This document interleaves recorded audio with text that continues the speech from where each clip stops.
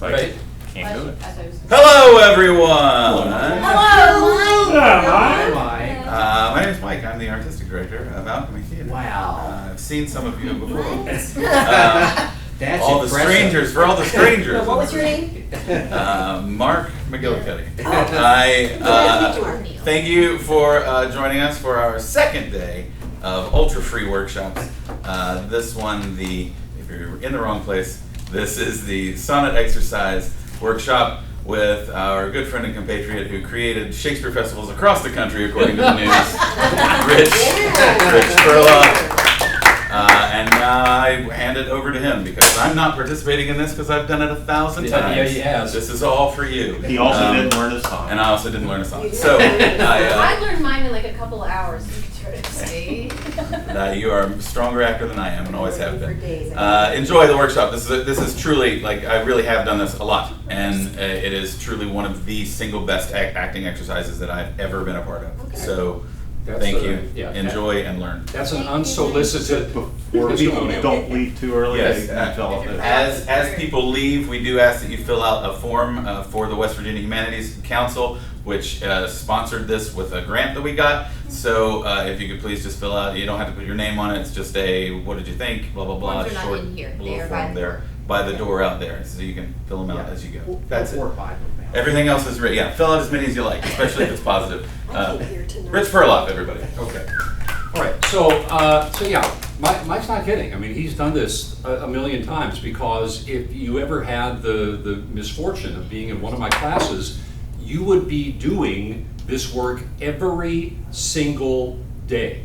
Even the day when you would have preferred to do anything but, you'd still do it. Because I knew from the moment that I was first introduced to this exercise about 40 years ago, I knew that even on your worst day, if you just kind of hung in there and did the exercise, you were making forward progress. What Mike said about it being kind of a favorite of his, I get that all the time. You know, I'm still in contact with a number of former students, and they invariably tell me this was the work that resonated the most for them. Even the ones who have moved on and like gotten real jobs and don't do theater anymore. I've heard people say, I was in a business meeting and I remembered the sonnet exercise and I blah, blah, blah, blah, okay? This stuff is, I mean, yeah. Okay, you'll see. Yeah. Now you're gonna get a very brief exposure to the exercise. I'm gonna take some time to talk about it, set it up.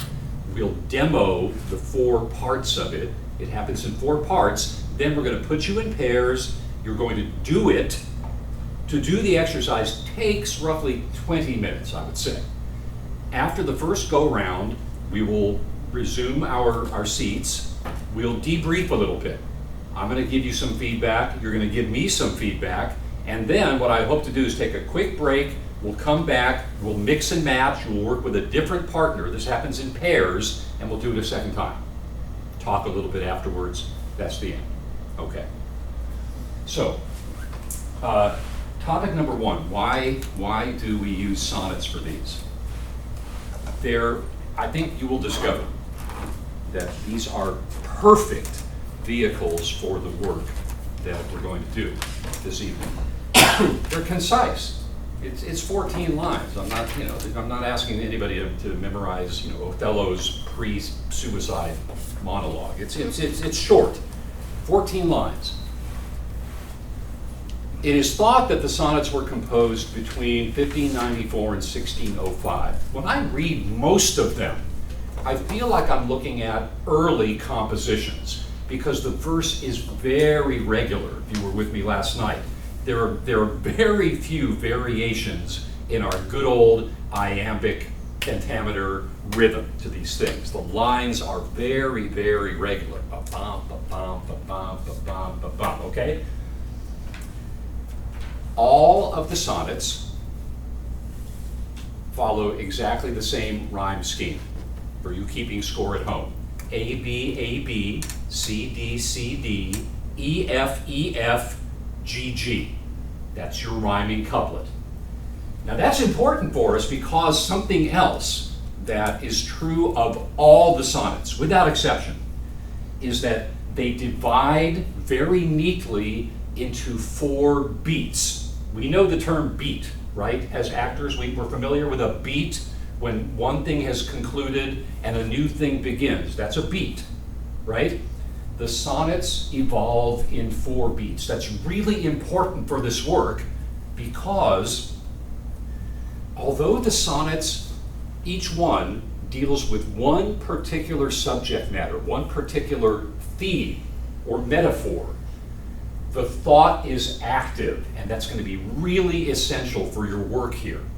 It can't be 14 lines of the same thing because the speaker of the sonnet begins here, but then it goes over here, and then it changes to this. And then comes the couplet, which may tie the whole thing up in a neat package, or it may take a U-turn. It might just absolutely double back on itself and surprise the heck out of us, right? 4 beats. And it corresponds to the rhyme scheme. Lines 1 through 4, beat number 1. Lines 5 through 8, beat number 2. Lines 9 through 12, beat number 3. And the rhymed couplet is its separate beat, beat number 4.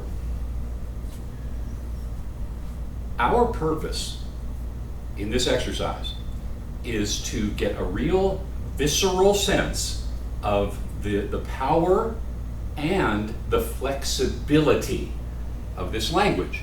Because as you will see, I'm going to require of you, as you are speaking your sonnet, to do it with diametrically opposed acting intentions.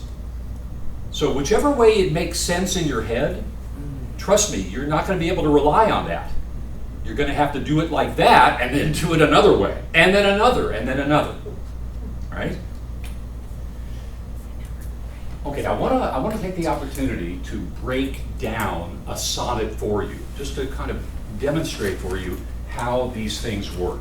And I don't think anybody was assigned this one. If anybody got this one, let me know and I'll use another one for example. Did anybody get the sonnet that begins, "Why didst thou promise such a beauteous day"? Yes. Is that yours? Okay, never mind. Oh, how about this one?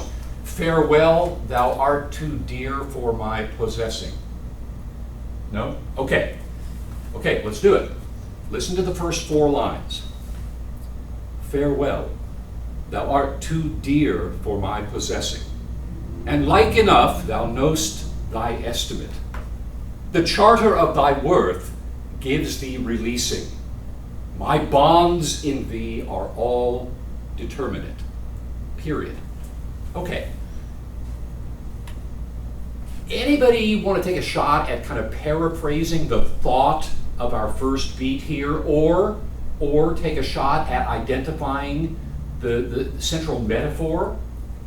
I can do it again. "Farewell, thou art too dear for my possessing, and like enough thou know'st thy estimate.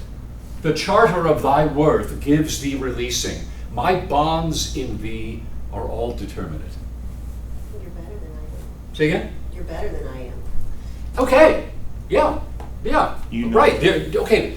You're better than I am. I'll take that. You know what you're worth. You know what you're worth. And as we will find as we go through the poem, you've only recently discovered it. But notice the language here. See, I'm in addition to all the other things that I like have once done and don't do anymore, I have a legal background. This is legal. This language is legal. If you're a real estate person, you know what this is. My bonds in thee are all determinate. That's how you buy property. You buy property in fee simple determinable, right? Your hold on it expires at a certain point. Thou art too dear, meaning costly, for my possession. And like enough, thou know'st thy estimate, value. The charter, written document, notarized, the charter of thy worth gives thee releasing. My bonds in thee, my ownership interest, my bonds in thee are all determinate. Beat number 1.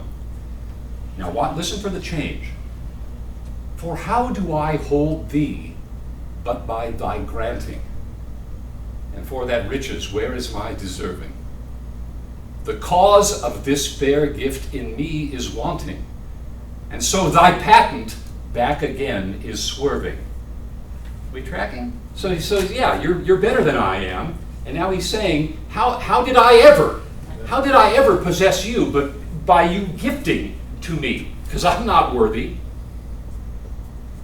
It's gone to B3. Thyself thou gavest, thy own worth then not knowing. Or me, to whom thou gavest it, else mistaking. So thy great gift, upon misprision growing, comes home again on better judgment taking. Right? That thyself thou gavest, thy own worth then not knowing.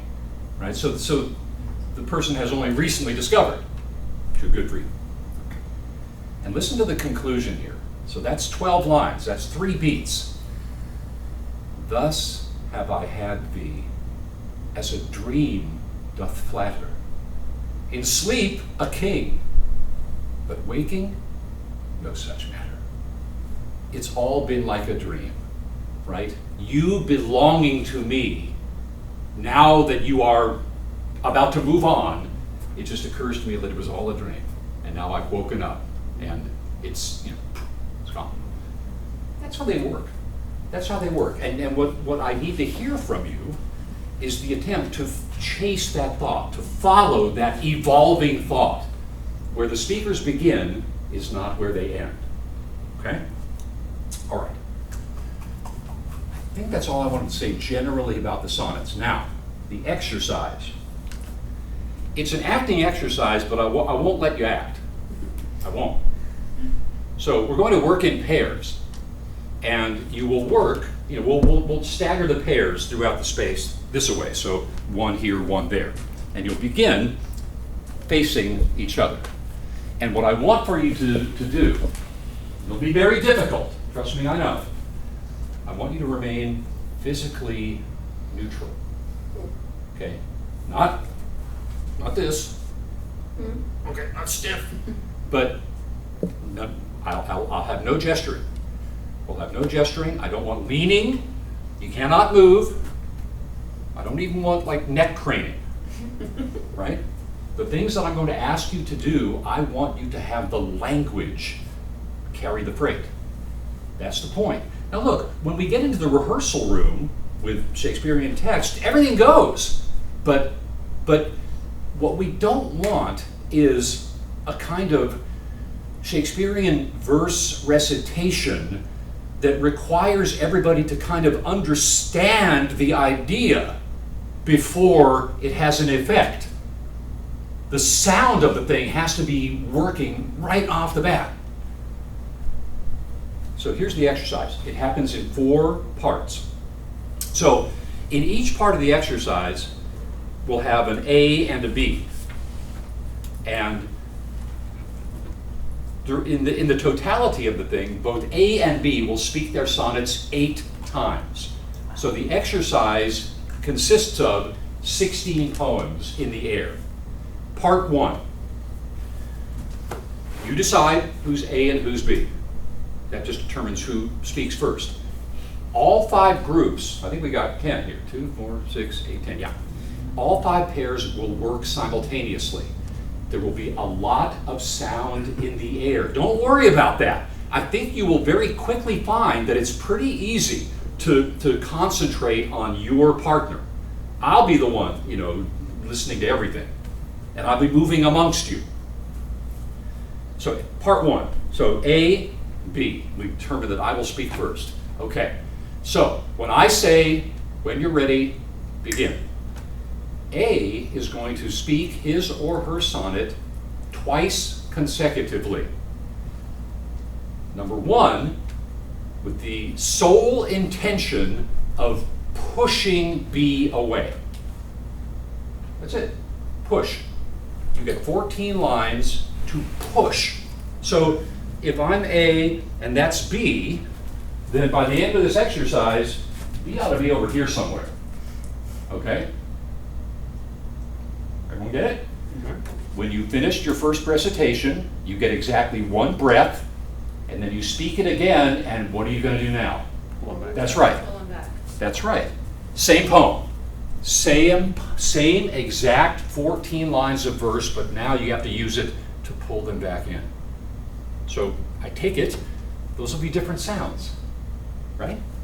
Now, there's a further requirement here. With every recitation, you have one specific actor objective, in this case, push and pull, but you must always make sense, right? You must always make sense. So what we don't want is like just random screaming. You might think that that's pushing, but got to make sense. Make sense and achieve the objective.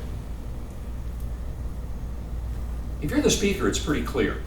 You're going to speak your poem so as to push that person away. If you are the listener, if you are receiving the poem, what's your objective? Well, look, as soon as they start talking, don't just go, right? Make them work. Make them work. Make them push you. You'll feel it.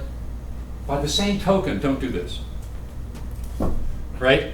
I dare you. Ha! I'm not moving. Ha ha ha. Okay, look, you need to accurately, sincerely mirror back to them what they are doing or not doing. Now, if you do not feel any push, stand still. Stand still. There's no free forming here, okay? During push and pull, if you're the listener, imagine that you are on a track that runs this way, right? So all you can do is move back as you're being pushed. All you can do is come in if you feel yourself being pulled. If you stop, then that's an indication to the speaker that, what? What do you got to do? Gotta give them more, whatever, whether it's the push or the pull or. More might be good, different might be good, right? This is something we learn as actors. If you come to the rehearsal room and you attempt something and it doesn't seem to succeed, don't do it harder. Come up with plan B. Now, again, we've got a couple of hours together. Over the course of months, I guarantee you would be astonished by the variety of ways in which you can accomplish push.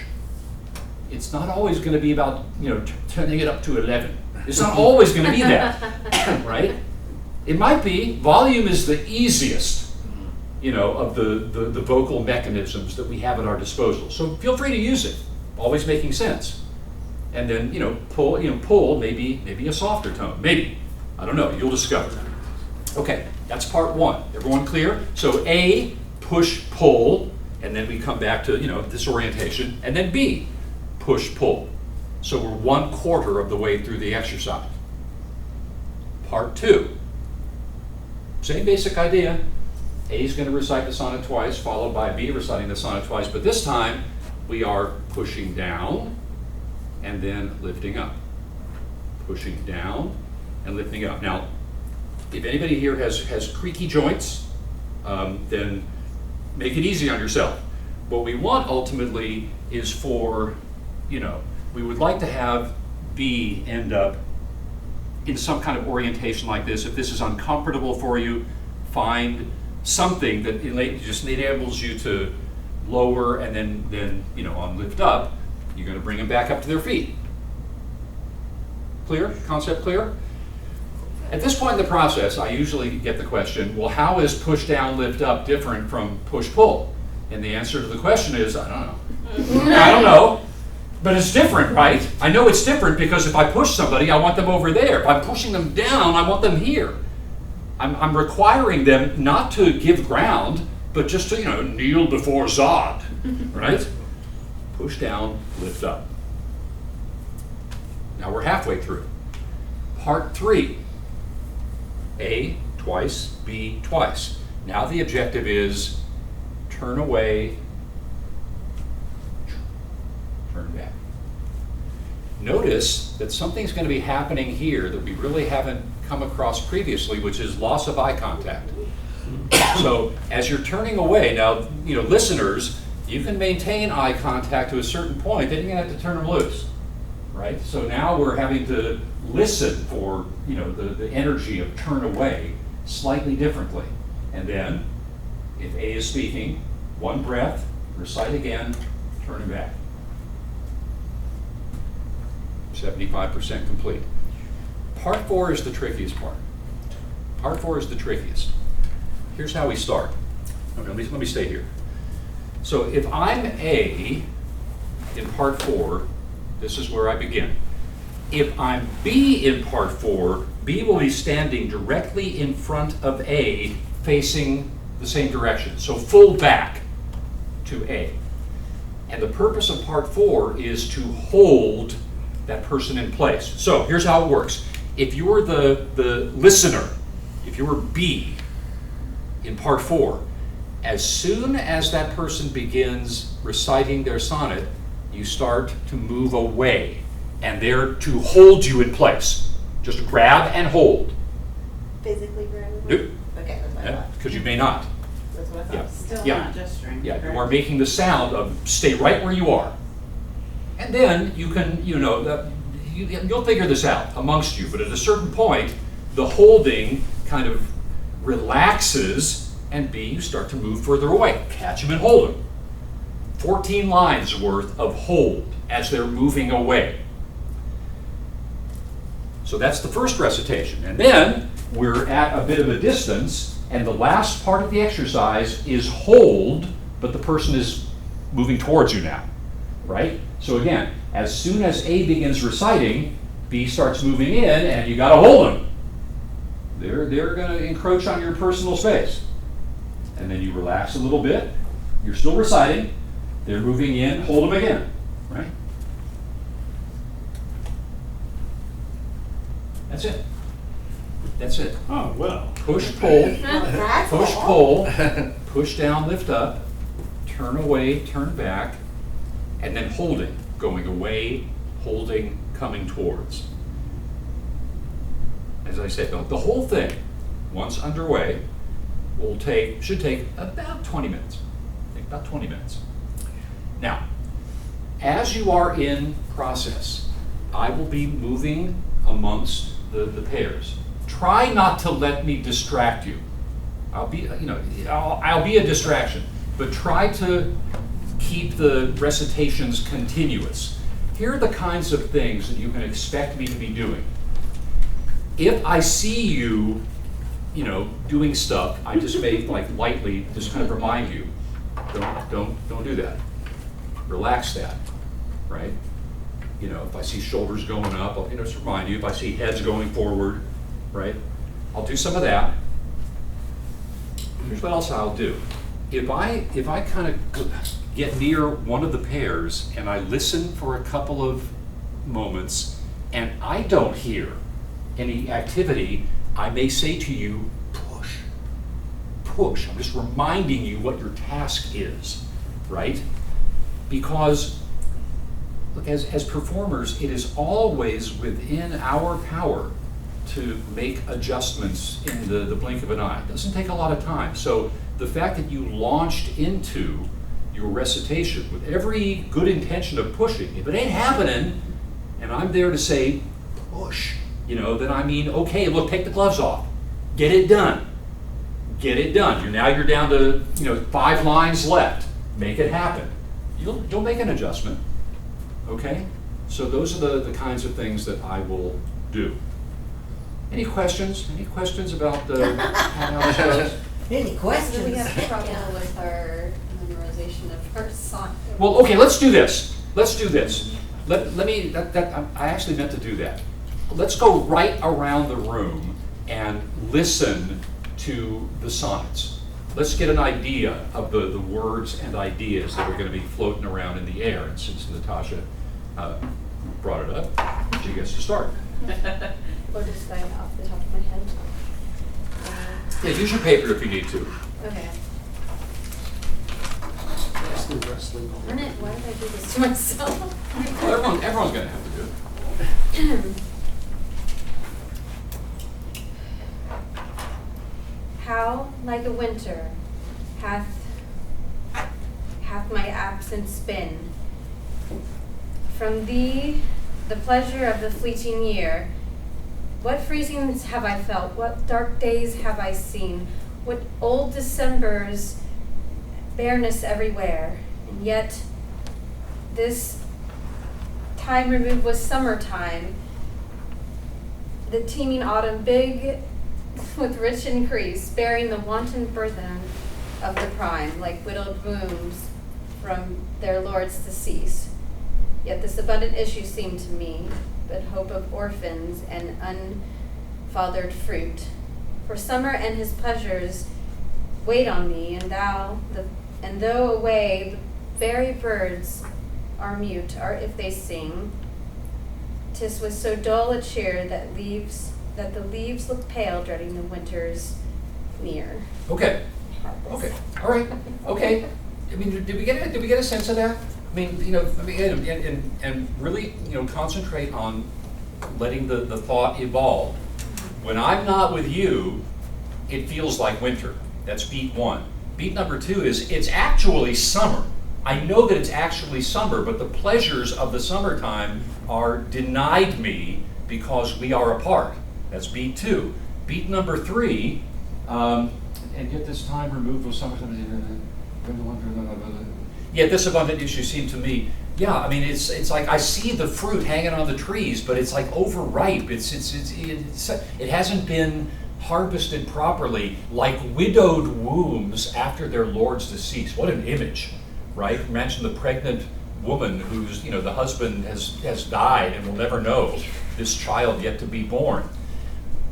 The very birds are mute, or if they sing, 'tis with that's.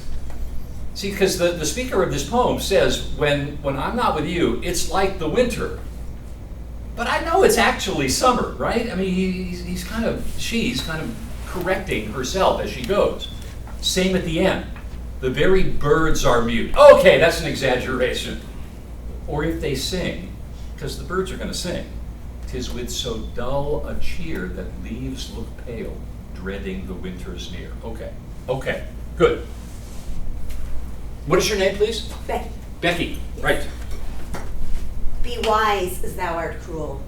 Do not press my tongue-tied patience with too much disdain, lest sorrow lend me words, and words express the manner of my pity wanting pain. Good.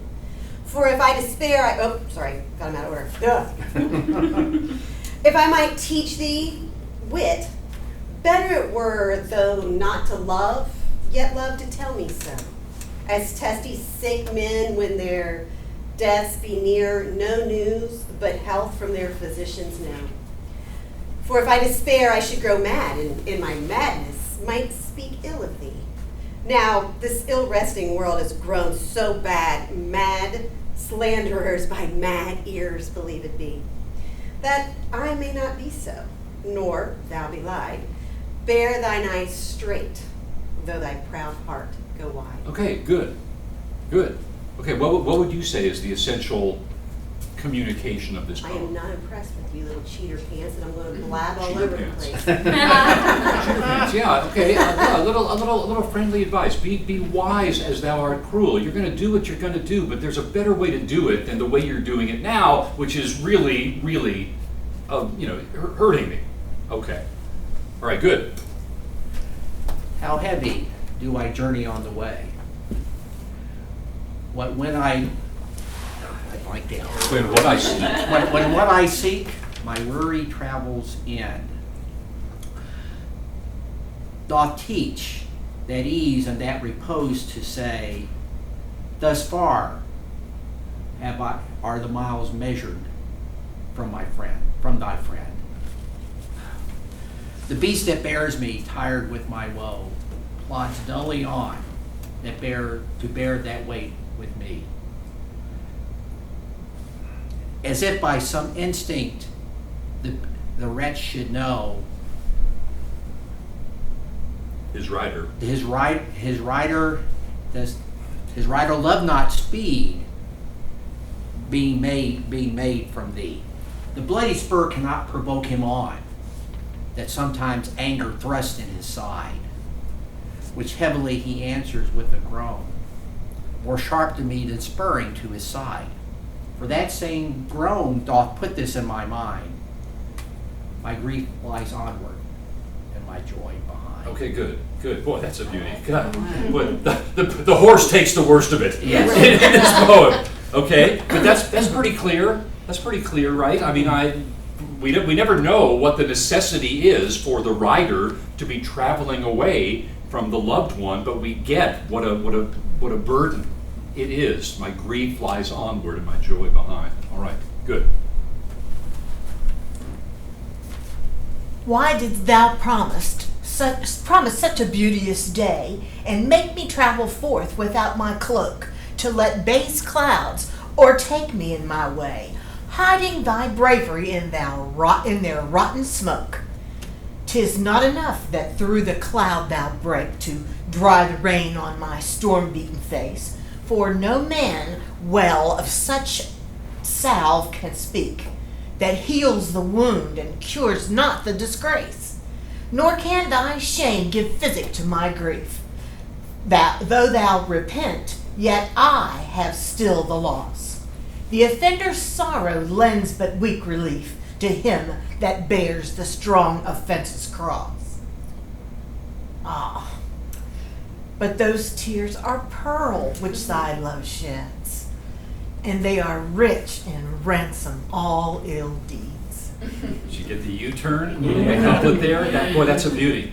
That's a beauty. What's your central metaphor, Linda, in this poem? He is comparing a person who has hurt him with the sun. Okay, good. It's the 24-hour Weather Channel. Why did you tell me it was going to be nice out there today? And what I thought was so interesting when I was doing the research was when he says rotten clouds, that back then, at this time, the people believed that the plague was contained in clouds. Oh, better still. Whether it be mist or clouds over your head, they were rotten because they contained the plague. Okay, good. Yeah, and the thought of this one, the development of this one is so beautiful. You know, it's like you told me it was going to be sunny out. I went out there and I got caught in the deluge. Okay, beat 2. It doesn't matter now that you're coming out of the clouds like the sun. The damage is done. No man well of such a salve can speak that cures the wound and heals not the disgrace. You have, mortified me. Beat number 3. I don't care that you feel bad about it now, right? The offender's sorrow lends but weak relief to him that bears the strong offense's cross. That's me. And then, oops, you're crying. Honey. That one makes a dramatic turn at the end. Okay, good. As an unperfect actor on the stage who with this fear is put beside his part, or some fierce thing replete with too much rage, whose strength's abundance weakens his own heart, so I, for fear of trust, forget to say the perfect ceremony of love's rite, and in my own love's strength seem to decay, or charged with burthen of my own love's might. Oh, let my looks be then the eloquence, and dumb presagers of my speaking breast, who plead for love and look for recompense, more than that tongue that more hath more expressed. Oh, learn to read what silent love hath writ. To hear with eyes belongs to love's fine wit. Okay, good, very clear. I think books and not looks. Depends which version you get. There's actually there's books and looks, and there's a lot of argument about both. Okay, and do you prefer looks? I've been playing with looks, but I can play books too. Well, see, to me, books makes much more sense because the guy is saying, we are having a problem here because I don't say the right things. Right. To hear with eyes, you got to read what I wrote. And I was doing the other thing. The way I was playing looks was, pay attention. I'm staring at unrequited guy off to the side. Please just pay attention to me a little bit, because if you can see that, you can see how much I'm in love with it. Okay. But books make sense to me too, because I read. You can try them both out. Okay. Okay. Okay. All right. Good. Yep. Being your slave, what should I do but tend the hour and times of your desire? I have no precious time at all to spend, nor services to do till you require. Nor dare I chide the world without end hour, whilst I, my sovereign, watch the clock for you. Nor think the bitterness of absence sour, when you have bid your servant once adieu. Nor dare I question with my jealous thought where you may be, or your affairs suppose, but like a sad slave, stay and think of naught, save where you are, how happy you make those. So true a fool is love, that in your will, though you do anything, he thinks no ill. Okay. Okay. Pretty clear? Pretty clear? Yeah.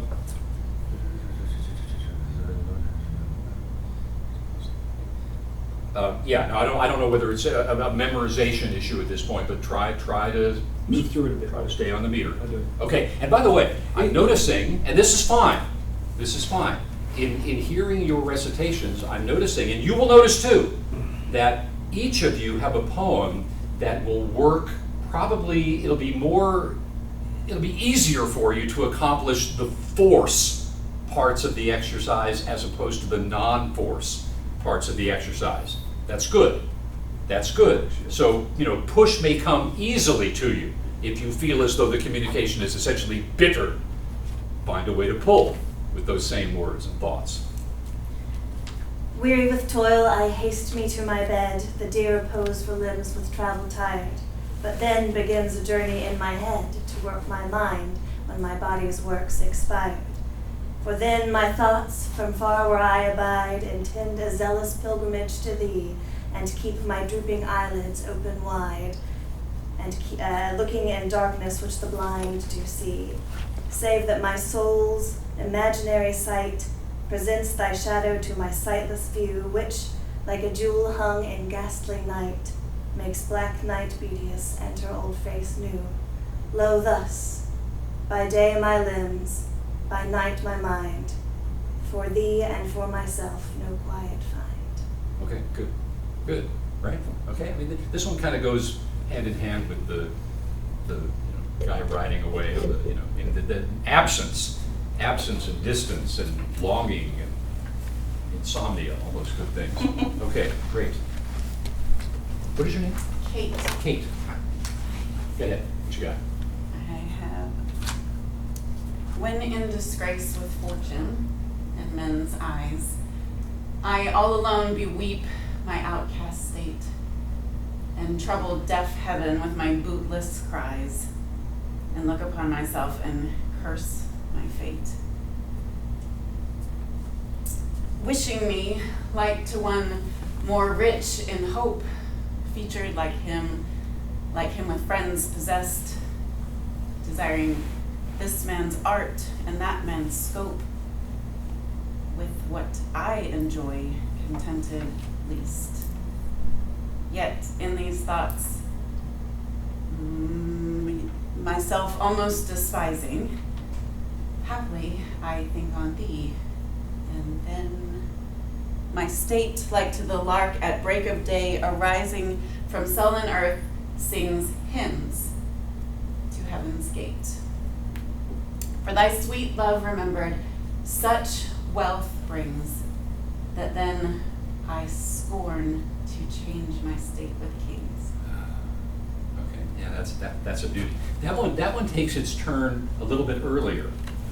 Myself almost despising, happily, meaning perchance, I think on thee. And boy, and you've got, okay, I mean, unfortunately, or fortunately, that's a really long sentence you get there. Yeah. Happily I think on thee, and then my state like to the lark at break of day arising from sullen earth sings hymns at heaven's gate. When we were talking about, those of you who were doing the scansion stuff, yeah, I mean, we need to like phrase in terms of the thought, so that's one you'll want to get out on one breath if you can. Well, that was my question, because I wasn't at your class yesterday. So is that the intention, is to skip over the rhyming and just keep going with the thought? Yes, yeah, look, I mean, I'm pretty adamant about this, and it's just my opinion, I mean, because I've worked with people who have a different opinion about it. I think that with Shakespeare, we never are slavish to the iambic pentameter line. Phrase for thoughts. You know, keep the thoughts concise. The rhymes will take care of themselves. They'll be there. Because you're still going to, you're still going to be traveling through A, B, et cetera, et cetera. That just happens to be a particularly long thought. But we were talking in the Scansion workshop about how iambic pentameter creates a pulse. And here's a situation where the pulse is, and it's really starting to race. And then my state, like to the lark at break of day arising from sullen earth. You can imagine, bird flying up from the moors, Yeah. Okay, good. Okay. What's your name? Emma, Emma. those pretty sins that liberty commits, when I am sometimes absent from thy heart, thy beauty and thy years full well befits. For temptation follows where thou art. Gracious thou art, and therefore to be won. Beauteous thou art, and therefore to be assailed. And when woman woos, what woman's son will sourly leave her till he have prevailed? Ay me. But yet thou mightst my seat forbear, and chide thy beauty and thy youth, who lead thee toward their riot there, where thou art forced to face a twofold truth, her for thy beauty tempting thee, and thine for thy beauty being false to me. Okay, you're in the ballpark. I mean, you got a couple of words missing, I think. There. Oh, yeah. What's your essential thought of the poem?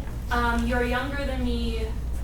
You're probably going to cheat, and that's fine. I have experience with what you have gone through, but in the end, I still don't like that you are being dishonest. What sonnet is this? What number? 41.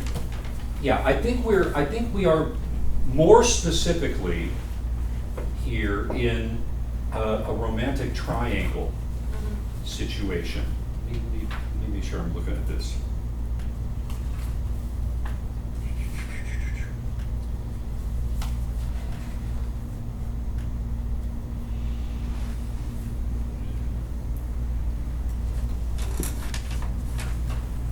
Gentle thou art, therefore to be won. Beauteous thou art, therefore to be assailed. And when a woman woos, what woman's son will sourly leave her till she have prevailed? It's my seat bare.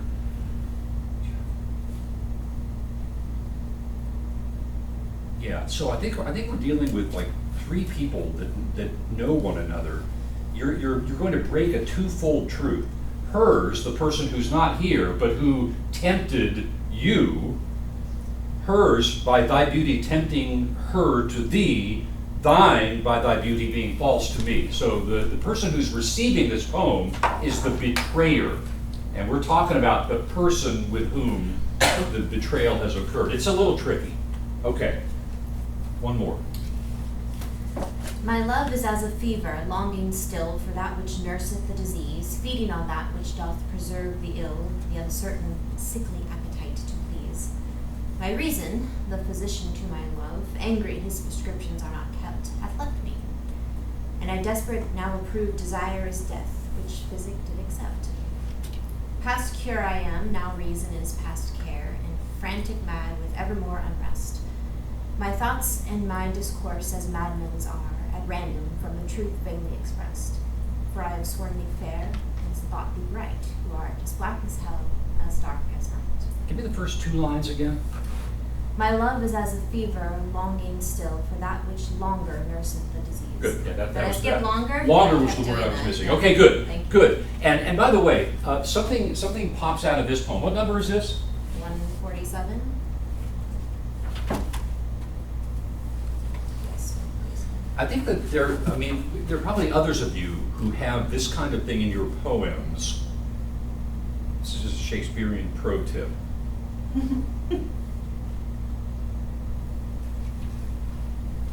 This is a great metaphor, this whole thing of, like the whole sick patient saying, I don't want the medicine, that kind of, yeah, it's good.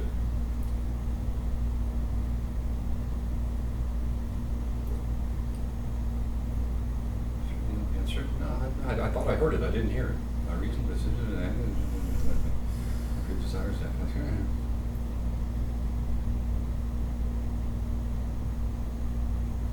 Okay, never mind. Yeah. Okay. All right, now we've heard them all. Okay, so bring your papers with you. Bring your, that's fine. That's fine. If you get lost, refer to the paper and then get back on track as soon as you can. Okay, so let's form 5 pairs. We'll put the first pair right about here, and then we'll just like space them out throughout the space. So your travel will be along this axis. So when you're doing push-pull, so if we start right in the center, you want to start a couple of feet apart. I hope no one's uncomfortable by this. We're not masked. I guess this is okay. So you don't want to be moving so radically that you're going to bash into the chair. So measure it out. But let's find a partner. Time's come. Right. Let's find 5 pairs going this way. Wanna? Sure. Good. There's one pair. 16 time. Who's partner less? Somebody. Less. You're left. 1, 2, 3, 4, 5. Okay, good. Let's see what we're doing here. We're good. Okay. Now, look, you're in fairly close quarters. I gave him my card and he gave me a pen. You're fairly close quarters. When everyone starts talking, there will be a lot of sound in the air, but just focus on your partner. Speakers, 2 objectives. The main objective of the exercise, which is push or pull, and then we cycle through to the next one, always making sense. Don't give over to a generalized quality of sound, right? Be specific. Use the language to accomplish your acting objective. Okay. Now remember, this is not. We're not tearing a passion to tatters here. This is neutral. We're going to let the sound do the work. The sound and the words. Okay. Determine who is going to be A and who is going to be B. Who's A or B? What do you want to be? Pair. I'll be A. Okay. Practicing on moving during your thing. Make sure I get it the right way. So this time through, since it's brand new, and I know there's a lot of stuff to consider here. If we need to hit the pause button on this go round, we will, and then when we do it a second time, when we scramble the pairs here and do it all the way through a second time, it'll be hell or high water. We'll just start at the beginning and end at the end, and we'll see what we get. Right? Now I need to have something to write with. So you'll be doing this She one, let me her put and then I'll be doing mine. Right? Got You'll be it. pushing me and then pulling me back. That's a good question. Yes. It is. Yeah, then Push, take a breath, pull. Gotcha. Then you do Somehow push, I had take in a my breath, mind that pull, we right? alternate with them, push pull, but I got you. That makes sense. Okay. All right. Let me hang on a second. I've got Linda and Todd here. I've got Stephen. Yes. Stephen and Becky. Thank you. I've got Joanna. John. Thank you.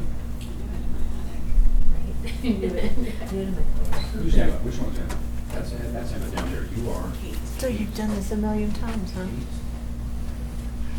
Every 3 days for 3 years, just about. But beautiful. Okay. Well, this is my Okay, first are we experience set? with Shakespeare. All right, take a Coming out of moment. my mouth.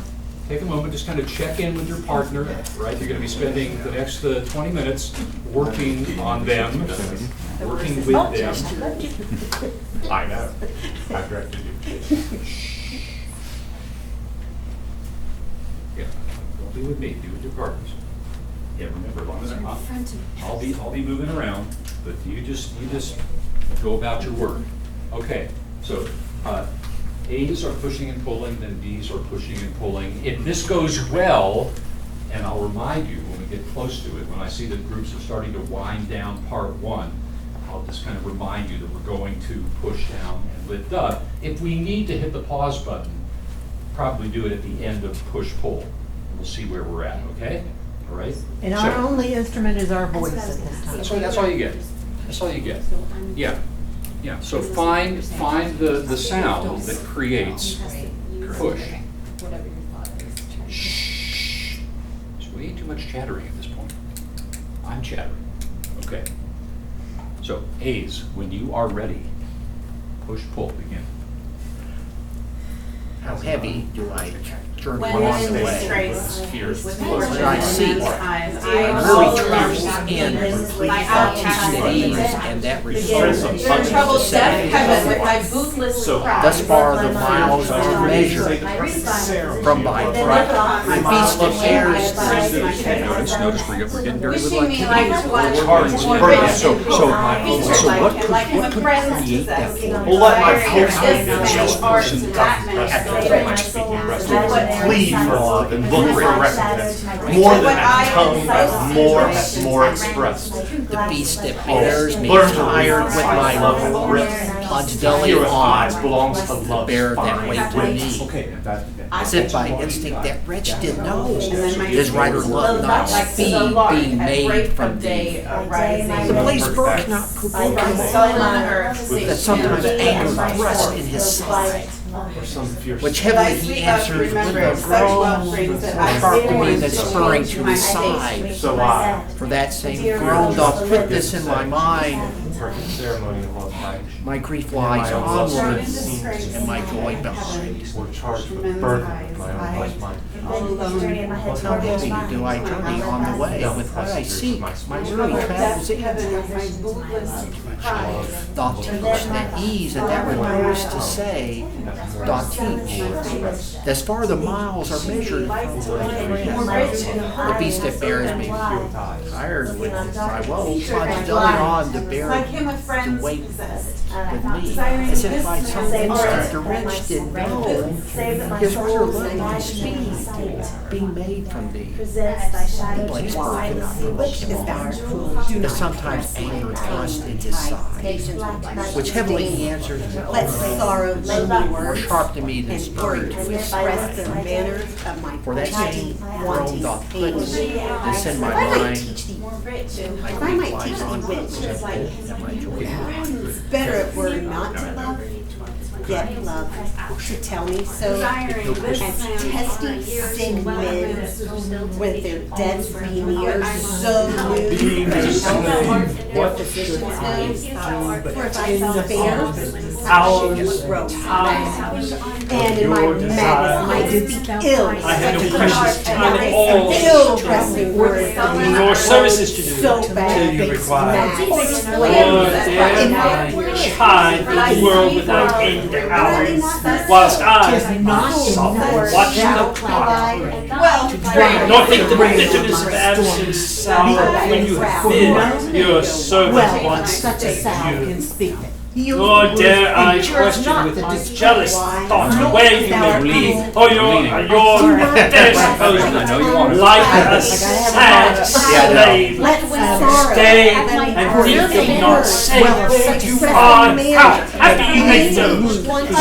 Not the disgrace. Fool you love, but in your will don't do anything. Yet I still have the law. Think so ill. The offender's son lands but weak relief to him that bears the strong defenses. The teeming autumn Tears from eyes, big, rich, and trees, bearing the blossoms This time of the of pine. your desire. Like To the widows' I blooms of the it's Lord. time to Yes. your service. if I might teach thee wit, better Nor But hope of orphan yet love to father world so. without end hour. As men of their debts, knowers, if they Nora, say help from their possessions. When you have Because they are a cheer and the pale, in my magnitude, all my the trees look pale. now is still resting words.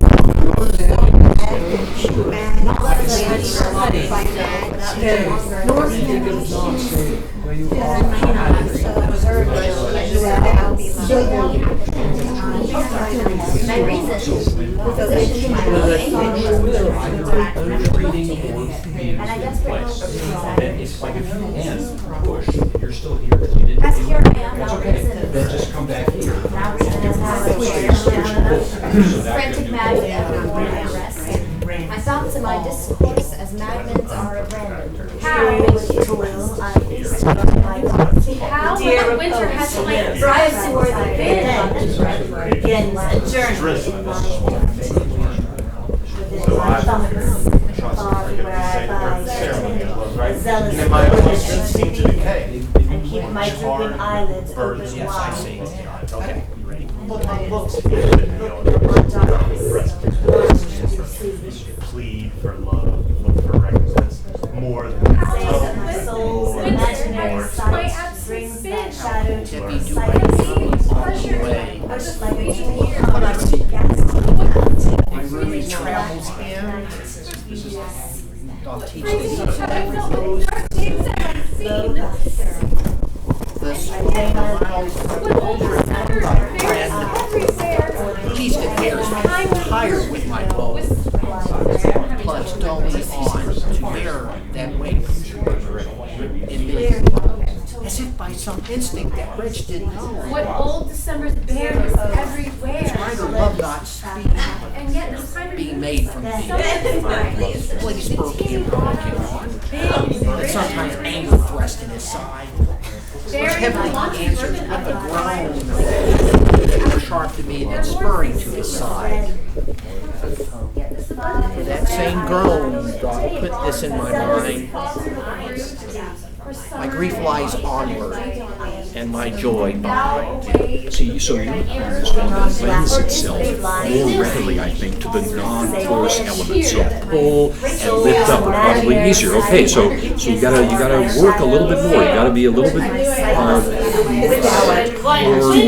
imaginative to force things. Which is why I say find a way to make that person responsible for the grief, right? To accomplish, push, and push down. Okay, now lift her up. thou must Sick men. tempted. Death. And Health from their Time, hour, and time. in my Now this ill resting world is grown Nor services to do bad until you require. Nor dare I try the world without end. Nor dare I question with my jealous thought where you may be or your affairs supposed. But like a sad slave, stay and think of not save where you are, how happy you make those. So true a fool is love, that in your will, though you do anything, he thinks no ill. Okay, good job. Okay, now let's see you flip that around and bring her back up. Being your slave, what should I do but tend upon the hours?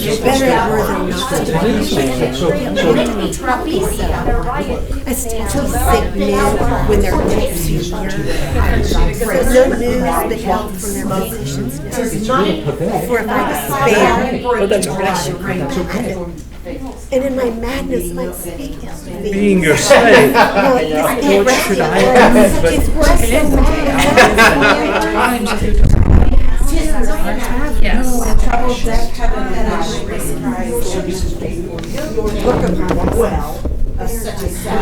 fever, longing still for that which nurses the disease, feeding on that which doth preserve the ill, by certain sickly activities. I resist my love, anger that must be pushed down, restless anger, desperate desires death, which physically accepts. And these shots myself almost despising. Past care I am, my reasons past care, and frantic my thoughts and my discourse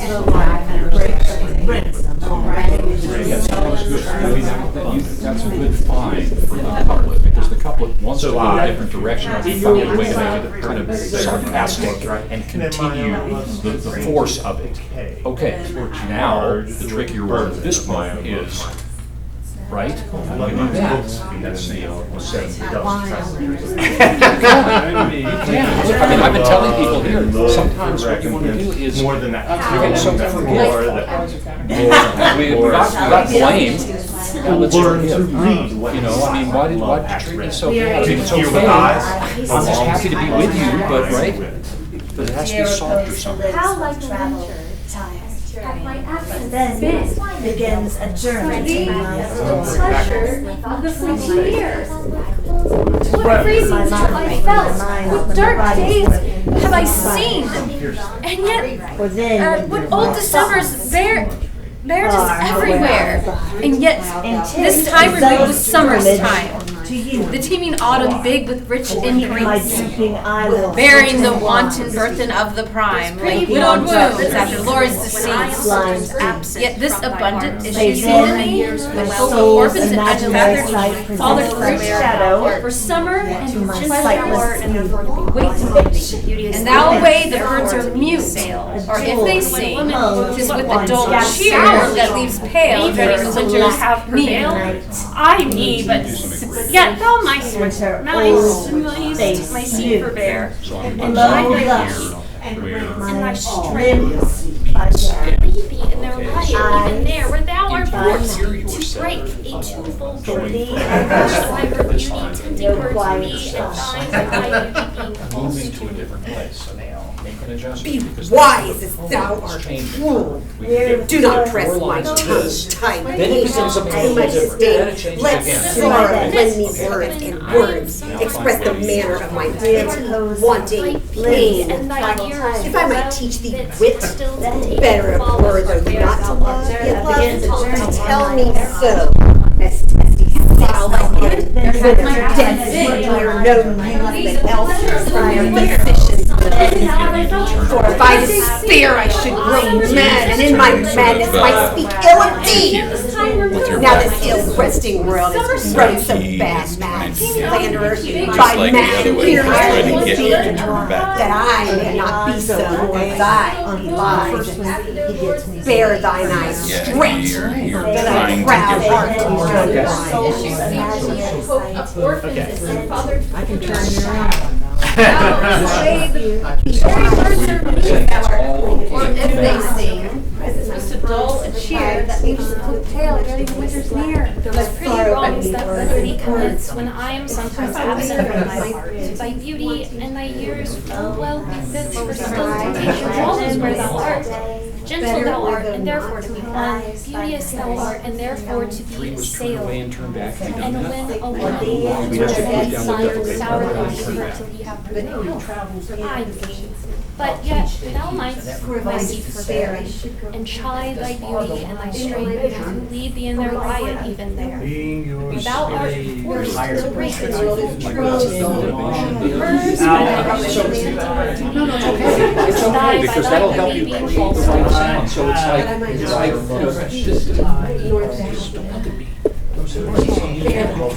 the gaze. What I have to say to you is, Kevin, I'm going to shame you into breaking our content. Backwards or you're trying to keep it you're trying to push No, he's not pushing. But like a sad slave, stay and think of not say where you are. How happy so true a fool is love, that in your will though you anything enjoy most contented leave And I almost strength. And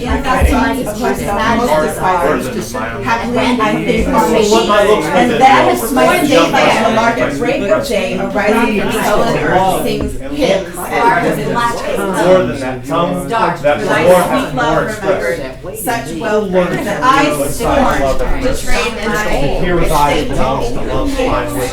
Now, what's your, because you were in scansion, what's your primary stress in the last line? It changes every time I What do you do think? it. When in disgrace. All alone, weeping Here, it fills and the troubled death heaven. I think the eyes in my mind, here with eyes. I mean, Oh, okay, because that's the wackiness of it. Yeah, when I'm driving away with Okay. pound the way. Okay, and I think that on the scansion, you're going to need procedures. Okay. Frantic as evermore Make me desiring try. this amount of art. So I'm trying to keep you away. Keep me away this time. I'm walking for What I most Black as hell. As an unperfect actor on the stage who with tears or some fierce thing replete with too much rage. Stress of love. Hold me back. Okay. And then my state. So I, for fear of Pretty wrong is that liberty is I am sometimes absent from thy heart, thy beauty, and thy years full well befit, for still temptation follows where thou art.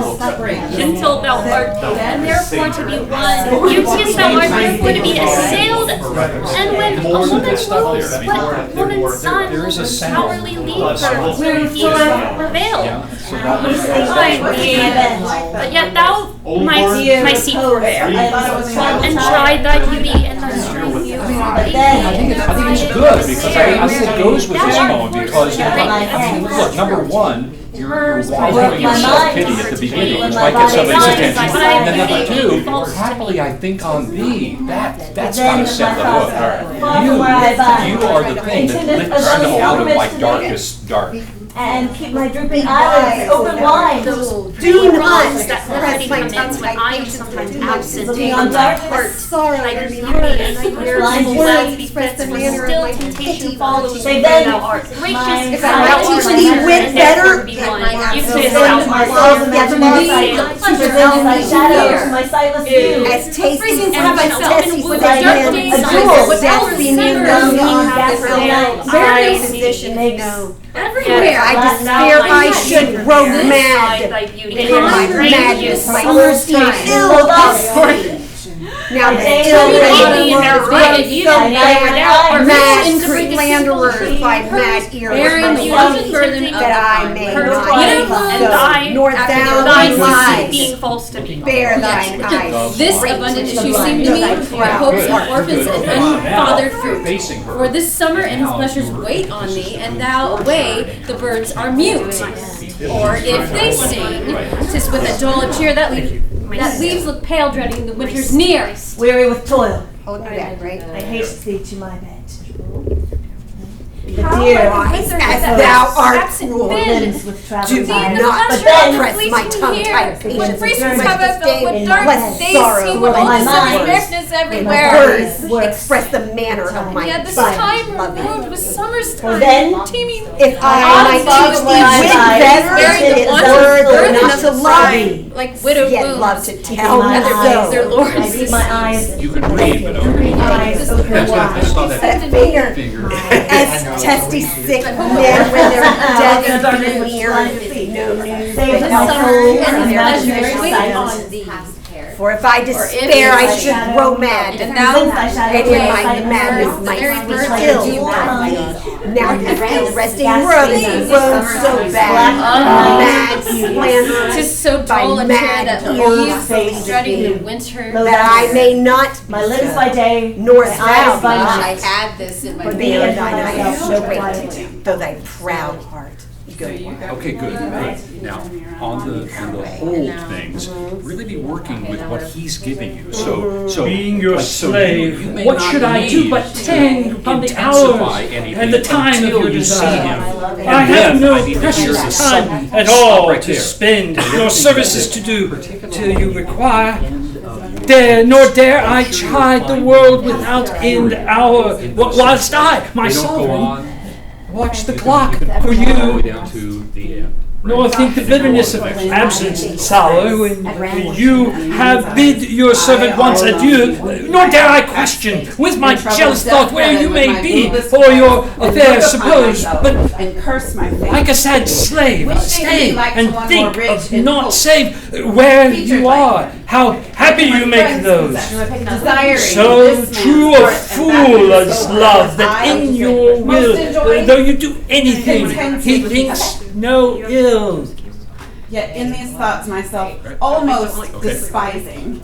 Happily, I think on thee, and then my Being state your like slave, lark at what break of should day, I arising do from but sullen tend earth, the hours sing and hymns times at of your heaven's desire? gates. I have Okay, no I wait, should wait, have wait, remembered wait, such wait, wealth wait, No wait, services to wait, do wait, then I till scorn you to change my require. state with kings. Nor dare I chide the world without end hour, whilst I, my sovereign, watch the clock for you. Don't shuffle around. Nor think the bitterness of absence sour when you have bid your servant once adieu. When in disgrace with fortune Where and nor men's dare I eyes, question with my all jealous alone, thought where you may be, beweep my or your outcast affairs state. suppose, but like a Troubled sad depths, heaven with my slave. Stay bootless and cries think of and not think save upon where you myself and are. curse How my happy fate. you make those.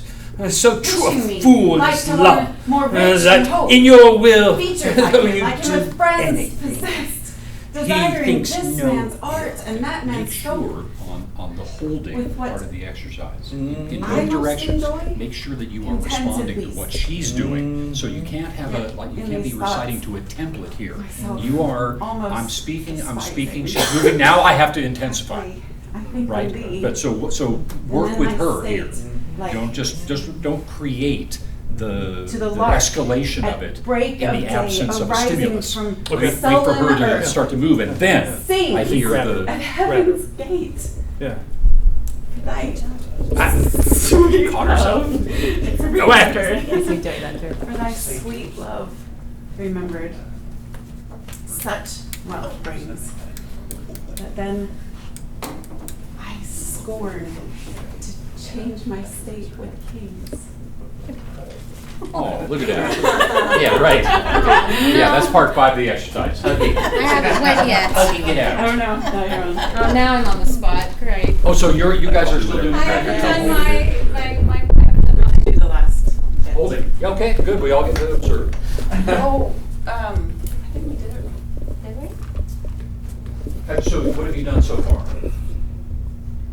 We You were pushed on the hold. fourth one. Just now? Yes. Okay, so you're finished, so sit down. Okay. Thanks. Okay, all right, okay. I've got a couple of things to say, but I want to hear from y'all. Okay. There were some very interesting things going on. I hope you thought so too. I think that was pretty successful for a first go, right? Now, what I think that we all discovered here is that we've all got poems that lend themselves better to what I will call the force components as opposed to the non-force components. That's fine. That's fine. Look, the truth of the matter is that if I'm speaking being your slave, what should I do? That's a pretty bitter poem, right? That may be the absolute truth of it. Well, this is an exercise, and the utility of the exercise is, can I use that same sentiment to pull, to lift up? And what I said to several of you is, if you find that in your force moves, your push down, your turn away, if you find that you are, that it's angry and it's, you're blaming, that's fine. That's fine. But now you have to find the opposite, to do the other thing. Forgive. Forgive. Being your slave, what should I do? The way you treat me is perfectly understandable. I'm a schmo. Being your slave, what should I do? Attend upon the hours and times if you would desire. It's not up to me. Right? It's you. I mean, right? So true a fool is love, that in your will, it doesn't really matter what you do. He thinks no ill. Right? So that's the trickier part of the exercise.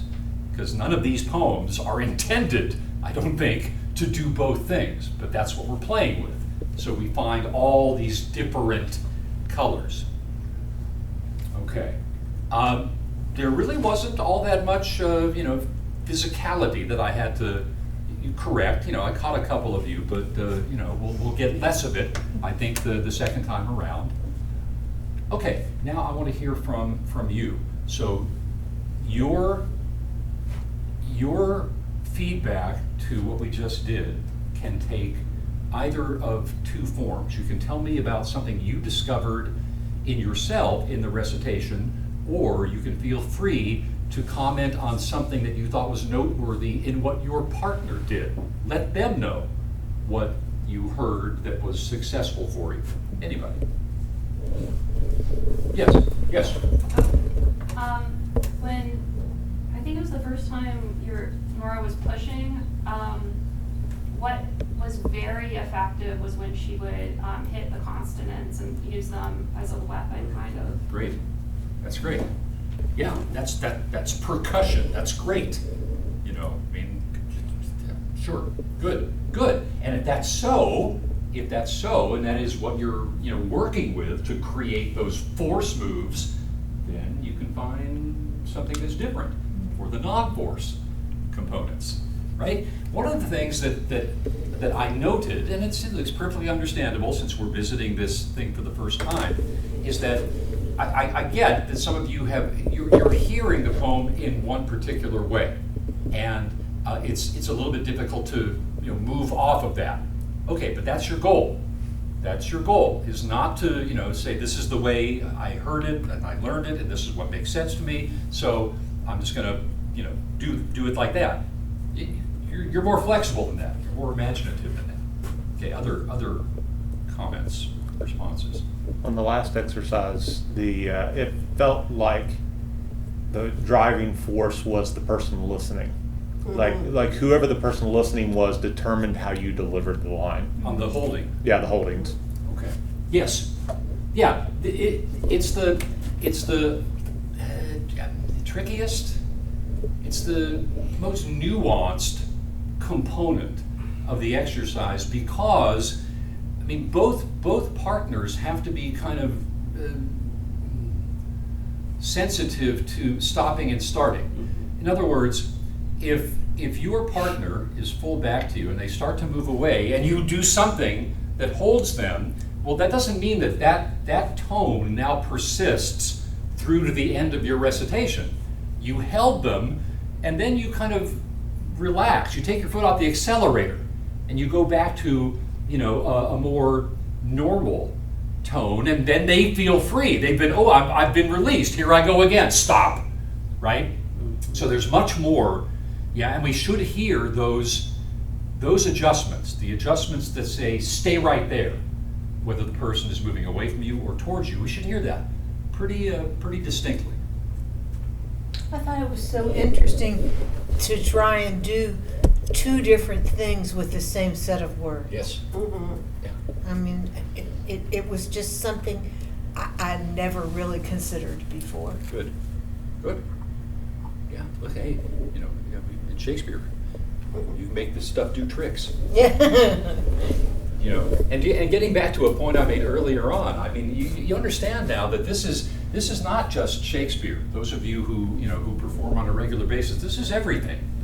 Any play that you're ever in, anytime you are in communication with another character on stage, this is what you're trying to do. You are trying to create an effect in that other person. Might not be push, pull, blah, blah, blah, but it's something, right? And again, we don't want to get into the mindset that they have to hear me out to the end of the sentence in order to receive the idea content that puts them in the mind, he wants me over here. That sound is flowing from the moment the communication begins. particularly in Shakespeare, where sound is sense. Anything else? Very hard not to move. Sorry? It's very hard not to move, Good. especially on the push-pull. I don't know why, and I don't consider myself very, it doesn't come like, it's not natural. I sort of have to make myself do it. So the fact that it was so hard not to move is weird, because I thought that we did a really good job of maintaining neutrality for the most part. Right? I mean, I know that you feel like you want to because it's what you're used to. I understand that, which is why I very specifically take it away from you, you know. But no, I think that I saw less of it for a first go round than I normally would expect to. I am a mover by nature. Good. Big time. And I found myself with, well, you caught me pointing at one point. I was like, hey, I got it down my finger. It had to escape somewhere.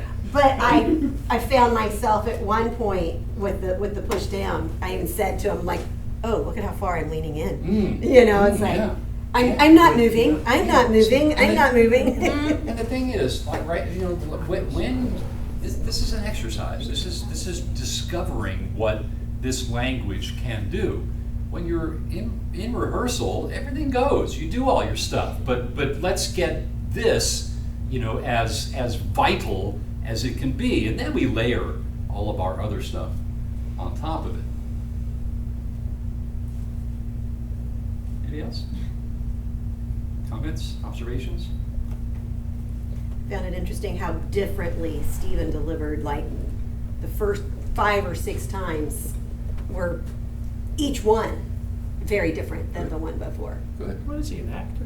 I know, right? Well, yeah, see, that's good. You know, I mean, look, bad news for you is that by the time we're done with this evening, you're probably going to have this poem living in your head for some period of time. I can tell you that 40 years on from my first exposure to this, and I was assigned a poem, which none of you are doing. What was my poem? When my love swears that she is made of truth, I do believe her, though I know she lies. That's the way that one begins. And when we had done this exercise over a period of months on a daily basis and thought that we couldn't possibly bear to say those words again, our teacher, my great friend and professor Leslie Rydell, said to us one day, he goes, okay, I'm now going to open up the space, you can add a sonnet. So all of you who've been doing the exercise with these people as we changed partners day by day, you've all heard poems that you thought, wow, that one's great. That one's way better than mine. Well, now you can incorporate that one as well. And we did. I've got 20 of these things floating around in my head at any given time. I do. They comfort me. They comfort me. Just this morning, as I was walking around by the river, I'm reciting sonnets. There's something about them, and because it's Shakespeare, they're bottomless, and years later you'll go, oh, that's what that is, But these will be with you for a while. So yeah, we want to continue to develop flexibility with them and be available to them, right? You all are starting at a perfectly appropriate place with these poems, but you're just, this is the first step of the journey. There's much more to learn and know. I found, for me, that there was the force away, down was the same, for me, all the same. Aha. And then the up, pull in was all the same. And clearly that's something to work on, but it was just easier to, you talk louder, you force, talk about consonants. Each time you wanted to push a person away. And that is something, and I felt like that was not necessary. Okay. Or that, as talked about with Stephen, you vary it and you can do things so that you get the same effect without repeating. Yes. Yeah. See, what I would say is that over time you would discover. I mean, this is absolutely natural that when embarking on this kind of work, the volume knob is the easiest access, right? That's just the easiest. But you will find over time that at low volume, you can create intensity in a communication that will push and push down. Volume, intensity, pitch, higher and lower pitch, and tempo are things that can be adjusted. These are your 4 essential sliders, and all of them can be adjusted. And whatever you begin with, whatever is your baseline, when you move off the baseline, you're creating something different. So when we go through it a second time, Todd, see whether you can, leave the volume knob for the time being and try to manipulate one of those other sliders. See what that does for you. Okay. Yeah. Yeah, but look, I mean, whatever seems like it's going to work right now is what you should do, because there's only, one thing to do, is make sense and accomplish the specific objective. Okay, so we are at, I got 7:35 here. What I would like to do is take a break right now. Let's take about, let's say 5. Will 5 be sufficient? People can go to the bathroom, you can get a drink, whatever you need to do, and we'll come back in, we'll form different pairs, and just go straight through it. Debrief a little bit, just like we're doing now, and it'll be done. A lot of time when I was preparing to go into rehearsals to play the role of Richard II, I got a hold of this book, which has a lot of critical essays on the play, going back centuries. And there's one in particular, I want to read a part of it. It was written by William Hazlitt in the early 19th century. And Hazlitt was pretty much the preeminent theater critic of his day. And he was reviewing a production of Richard II in which the great Edmund Kean played Richard. But after talking about the production, Hazlitt goes on to say this. And I always like to share this with students, because I think if you're committed to this Shakespeare thing in any way, shape, or form, this is really a key concept. So Hazlitt says, "It may be asked then why all great actors choose characters from Shakespeare to come out in, and again, why these become their favorite parts.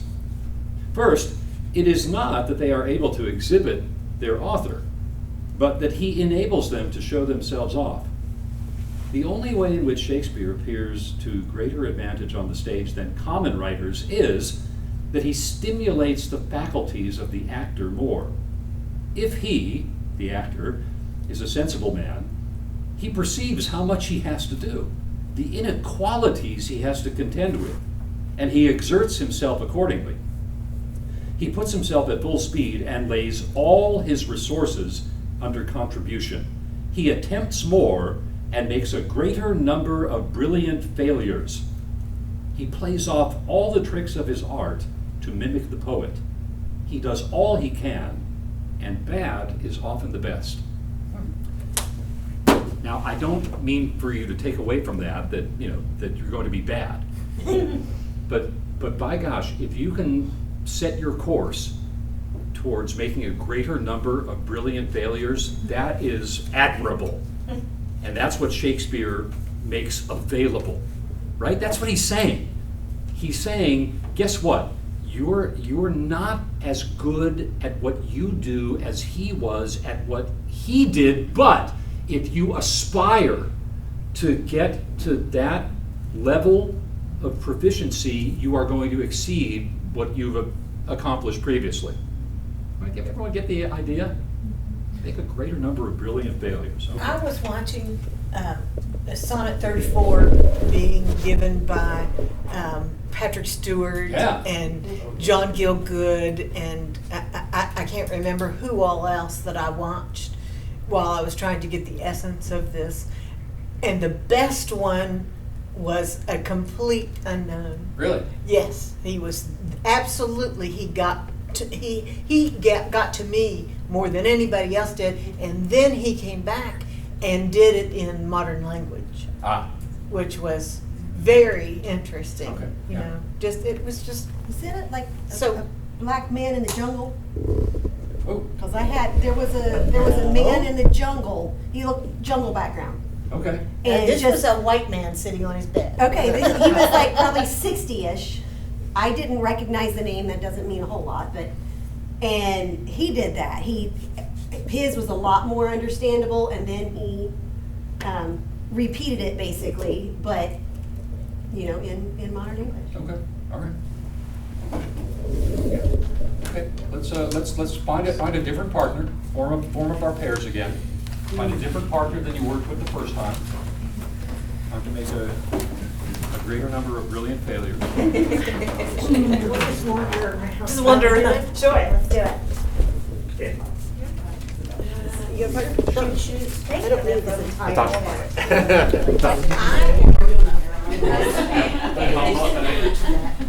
I am. Yes, very well. Yeah, try pushing it down. I can't wait. But you have to jump up. Hang on, don't start yet. Don't start yet. What are we doing? I will fire the starting gun when the time comes. Yeah, first thing we do here is just look across. Look across. Check in with your partner. Okay, this is the person that you are going to be, performing with for the next 15, 20 minutes or so. Just take a look, just check in. Okay, now once we begin, this time there will be no stopping. Everyone clear on the sequence? Push, pull, push down, lift up, turn away, turn back, then holding. Moving away, holding, moving towards. Okay? All right. So, if I gave you any specific observations during our first go-round, see what you can do with those, right? So you've all got a poem that works better for either force or non-force. So let's make sure that we're working those other things. If your poem lends itself well to force, then what can you do with pull? What can you do with lift up? I know I told several of you that sometimes what you need to do on pull and lift up, there are many, many ways to accomplish all of these objectives, but one of them is create a safe environment around you. When you're pushing, that's forceful. Pulling it's okay. Come back here, right? So you dial down the volume, right? They'll hear you, despite all the noise in the room. When you're lifting up, there's a element of there has to be a little bit of that to it because you're lifting, right? But really see how far apart you can keep the force and the non-force qualities. Okay, are we using our space as expediently as possible here? Yeah, I think we can afford that. Just a little bit, very good. Okay, good. Those of you who are using new text, that's fine. Feel free to use it. Let's. Could I just take this on your end? No. But let's try to keep the communications. Let's try to keep the communications continuous here, folks. Remember, we're dealing with iambic pentameter, so we don't get to David Mamet this stuff, right?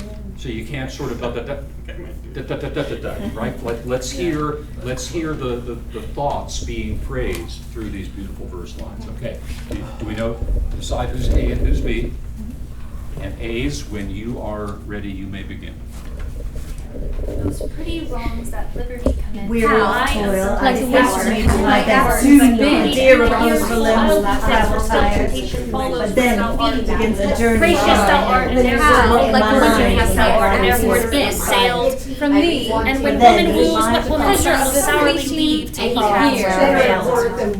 What risings have I felt? felt? What dark days have I seen? What old December My sick bear, bears everywhere. And darkness which blind, And yet this time renewed was summer's time. save that my soul and chide thy beauty in thy Shining strain. autumn There's baby. thy And shadow. their Rich riot infant even there was Very our soft and heart burdened to break a of time. little Home, blooms ghastly of night, the makes of the black Lord's as night. by thy mercy. beauty tempting her to be, Yes, and the I by Lord thy is beauty being beauty. false More to bubbles. hope. And My Father limbs by day, my Summer eyes is by pleasure. night. I only have 2 lines left. Wait, to and now, Pretty wrongs that already commenced when I am sometimes absent from my scene. Beauty and thy years which well and fail, still beauty follows where thou art. Gentle thou art, therefore to be Regardless of what that does. Beauteous thou art, and therefore to be Past where I am, now reason past where, and my thoughts and desire are past where I am, now reason is a past share. That happened because you were doing something you hadn't done. Unrest, my thoughts and my distorted imaginings are at random from the true every for the fair and then bright souls imaginary where thou art shadow to hers by thy beauty. Yet, And thine time removed was summer's time. The teeming autumn, but big with rich increase, bearing the wanton burden of the prime like widowed abundance. About the hours. Widowed wombs at their lord's decease. Yet this abundant orphan that run further down for summer and discouraged wait for thee. Hiding thy And brave thou watch weigh the the rocks. very birds are mute. Tis not Or enough if they that see even the clouds break, thou break. I rain on my stormy treading face, the for winter no house. man well of such a salve can speak, that heals the wound and cures not the disgrace. Nor can thy shame give physic to my grief. Though thou repent, I have still the law. His rider loved not The offenders lends, but we spur cannot provoke him. That sometimes anger rests to his side. Which heavily he answers with a groan, more probably than spurring to his side. For that same groan doth put this in my mind. Grants all is my grief lies on Plead for love and look Like to one more rich in hope, featured like him with friends I'll learn to read what silent love and make me travel free without my cloak. In direct vacation clouds overtake me in my way. myself almost despising him. Happily, I think on him. Is not enough that the cloud thou break to dry rain and my storm arising from sullen earth, for no man well of such a salve can speak that heals the wound and cures not the disgrace. then I scorn to do Nor my can thy shame give physic to my grief. Though thou repent, I yet still have the loss. The offender's sorrow lends but weak relief to him that bears the strong offense's cross. my outcast state, and But those tears trouble of deaf heaven with my bootless which thy eyes, love and sheds. look at me and curse my fate, Pretty wrongs that liberty wishing me like to one more from thy heart. Thy beauty and thy years full well befits, for still temptation follows where thou art. like him with Gentle thou art, friends, therefore to one. desiring Beauteous this thou art, man's therefore art to and be that man's assailed, scope and with with what a woman I what woman's son? Sourly deeper to thee is veiled. I me, but yet thou me pleasure and chide the years and I strain. Frequently I come quiet, even there where thou art gracious and full of truth. Dark days are you, rate of the day city, arising everywhere, sullen beauty being false to me. sings hymns that have Yet this time removed Those pretty wrongs that liberty commits, and yet this time removed was summer's. thy beauty and thy years of well befits, for still temptation follows. And yet this time removed was summer's time. The teeming autumn, big with rich increase, bearing the wanton burden of the prime, like widowed wombs after the Lord's decease. Thou Yes, this abundant issue seemed to me but hope of orphans and unfair fruit. For summer and his pleasures wait on thee, and thou away the birds are mute. Or if they sing, 'tis with a dull a cheer, that different look pale, dreading the winter's near. Souls imaginary sight presents city by shadow. How like winter hath my absence been from thee, the pleasure of the fleeting year. What freezings have I felt? What darkness seen, what old December's barrenness everywhere. And yet the time removed, the summer's time, the teeming autumn baked the creeks, bearing the warden burden of the bride, like widows' wounds after their lords deceased. Abundant issue to me, with hope of orphans and unsolid fruit, for summer and his pleasures wait on thee, and thou away the very birds are mute. Or if they do sing, right, 'tis without dull a cheer, that leaves them pale during the winter's near.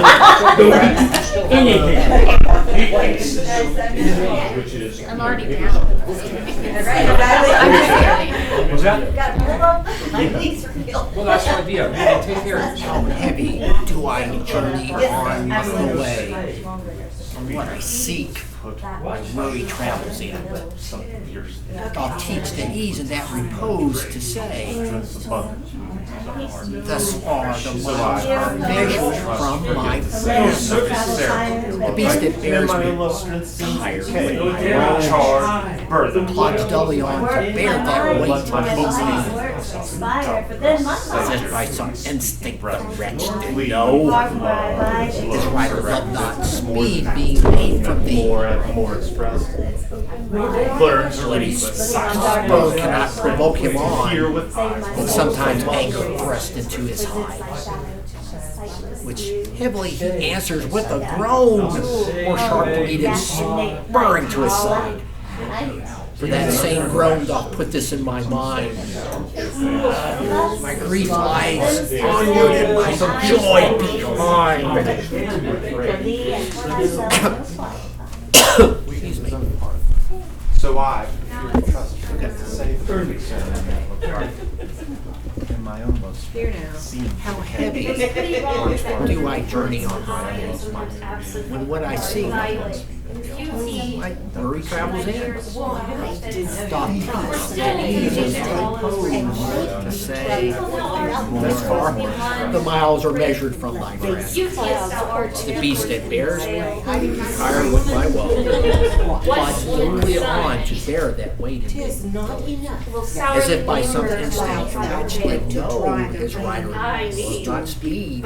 Yet thou might seeks forbear The blaze cannot provoke him on, and some thrust into his eye, right, even there where thou which heavily How? Like winter. then spurring to his My side. absence been For that from same thee groan the pleasure of the fleeting year. What freezing have I felt? What dark days have I seen? What old December barrenness everywhere. The nonchalant, like this really doesn't affect me. And yet this time removed, I think it gets summer's time, the teeming autumn baked the rich and freaks, bearing the water burden and crying, Right? We bring this like widow person wounds into under by Lord's just like, decease. oh, woe is me. Okay. Yet this abundant issue seemed to me with hopes of orphans and unfathered fruit. For summer and his pleasures wait on thee, and thou away the birds are mute. Or if they sing, it's dull a cheer that leaves them pale, dreading the winter's near. How thou break to dry the rain of my stormy face. How, like a winter, hath my absence been from me the pleasure of the fleeting year. What freezings have I felt? What dark days have I seen? What old December's barrenness everywhere. Summer's time, the teeming autumn, big As testy, sick sick men when they're desperate. No news but help from their physicians. For by despair I should go mad, and in my madness speak ill of thee. Now this ill-rested world has grown so bad mad. By mad ears believe it be that I may not be so, nor thou be wise, but fair thy Safe turn away, turn back. How So thy proud make heart those go wise. so truthful. Weary with toil, I haste me to my bed. He thinks The deer repose for limbs with travel tired, but then begins a journey in my My head. tongue-tied patience with too much From my disdain. thoughts, far from to work my mind when my body's work so tired. From my thoughts, 10 hours. far from where I abide, intend a zealous pilgrimage. I have no precious time to spend. So I. But My your services drooping wide. you require. Look on Nor darkness dare I with the blind. try. Save that my soul's imaginary sight presents thy shadow to my sightless view. Lord, my books speak in the eloquence. Dumb presages of my speaking rested. Plead for love and Black night beauteous more than that tongue that more hath more expressed. Oh, thus. Oh, words of love. My day, my limbs, my night, my eyes. Hear what Thee and for thyself, no quiet There, thoughts. suppose, but like a sad slave, stay and think of not saving. Toil, my haste me to my bed. The deer repose for limbs with travel time. But then begins a journey in my head. With his fears put beside his heart. To work, my mind, my body's work expired.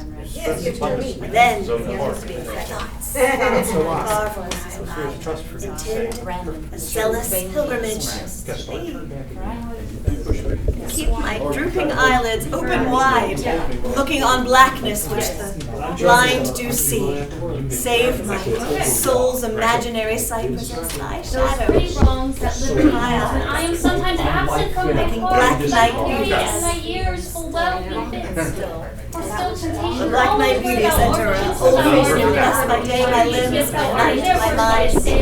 And when woman woos, what woman's son will sourly be when ye have prevailed. I me, but Angry that his thou prescriptions mightst are not my seed kept forbear, left and me. try thy beauty and thy strayed And youth. desperate now approved Who desire lead is thee a in death their which right physic in their air, where thou art forced to break a twofold trigger. Beauty is tempting her to thee, frantic battle evermore unrest. My thoughts and my discourse is night. Random from the true faith we express. When you're doing the holding elements here, we don't read, right? So what we want here is I'm coming, and then that'll give her something more definite. Okay, right, so be still, here I come again, stop, right? As opposed to, you know, Well, yeah, I was.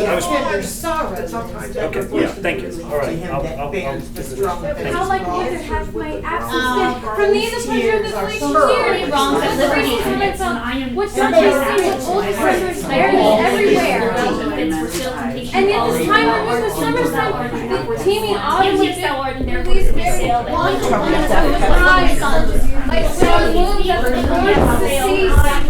Yet the sketch now which you seems to me, the hopes of orphans and unfathered fruit, for summer and its pleasures wait on me, and now away the very birds are mute. Our everyday sing just with don't cheer that leaves thy hand journey the winter near. From thy friend. Well, such a sound. The beast that bears me tired with my woe. I'm going to try to go through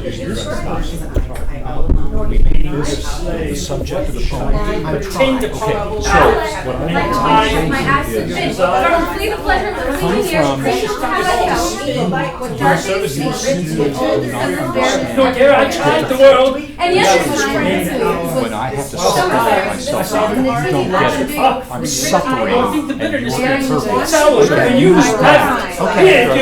You need to make her understand how beastly difficult this is. Where you may be, or your affairs, suppose say But like I said, stay and think of not saying where you are, how happy you make. You're such a fool, love, that in your will, don't you do anything. Think no ill. That repose to say, I was thus far the changed my state from with thy hate. friend. That's a much more Being effective your tone. slave. Now, let loose of this stuff. What- Yeah, I know. Let the words just work, but that was a very different sign. My On the bed. stage, Desire. spheres I have to Dear know rose for limbs with travel time. replete with too much rage. Then the journey begins inside my Now, head. So I tried the world. Work my mind, my body. And then my own love strength Didn't seemed to know. decay, or charged with Then burden of my my own thoughts myself. being made One my hopes be diminished, Into dumb presagers of my soul, plead for love and look for remedy. More than that tongue, that more hath more Which heavily he answered Who learned to read and try to love and rest. To hear with eyes belongs to love's that divine same will. ground put this in my mind. So true of My fool grief lies is I want to love. blur them. So In this your is will, don't you do joy anything he behind. thinks As an no imperfect actor on ill. the stage, who with the spheres put aside his part, some fierce thing, replete with too much rage, whose strength's abundance weakens his own heart. So I, for fear of trust, forget to say the perfect ceremony of love's right, and in my own love's strength seem to decay, or charged with burthen of my own love's might. Let my looks be them dumb presagers of my speech. I haste me to my For bed. love and look the right. The dear repose for limbs with travel tired. Then journey in my head. To work my mind when my body's works expire. For then my thoughts, from far where I abide, and into zealous pilgrimage to thee. And keep my drooping eyelids open wide, looking on the darkness blind to see. For if I despair, I should grow mad. Say that my soul, My madness. My imaginary reason sight within my shadow, sightless view, like a Now that ill rested jewel hung so bad. in ghastly night, Mass wearing my mask makes black night beauties. Evermore unrest. that And to I old may face new clothe us, nor doubt your life. by day my limbs, by night my mind. To thee I enter myself. Slaves sworn the No quiet mind. Right, who art as black as hell, as dark as night. Now, You made it. Coming towards me and stop Get it. it. That's what you gotta do. There they go. okay, so I think you're supposed to turn around. Weary with toil, try not to me to my back. So you repose for limbs with travel tired. But then begins a journey in my head, toward my mind, Still, where my body's works expire. Do But not then, press thy my thoughts. thoughts, from far where I abide, attend sickly a zealous pilgrimage to thee. My reason, the And keep physicians my my eyelids guide. open wide. Angry that this prescription On of darkness have of left blind, me. say then, And my imaginary sight sight desire presents thy shadow. My sightless view, which like a jewel hung in ghastly night, making black night beauteous, and her old face new, though thus, Despair, I should go mad. my limbs by day, my eyes by night, Ill to thee and to Now thyself, this ill-resting world no is quiet grown night. so bad, mad slanderers, thy mad ears, that I bear thy strength, though thy Why didst thou promise such a beauteous day? I all alone, few weeks, my hours. But now I cloak. And trouble. Walk away. Yeah, whatever it takes. Do I Turn turn my face around. when what I Missing seek you like to one more weary rush. travels in? Featured like passion with pennies. Doth teach that each that repose to say, thus far the miles are measured from my friend. The beast that bears me tired with my woe plods dully on to bear that weight of me. As if by some instinct the wretch did know, his rider loved not speed being made from thee.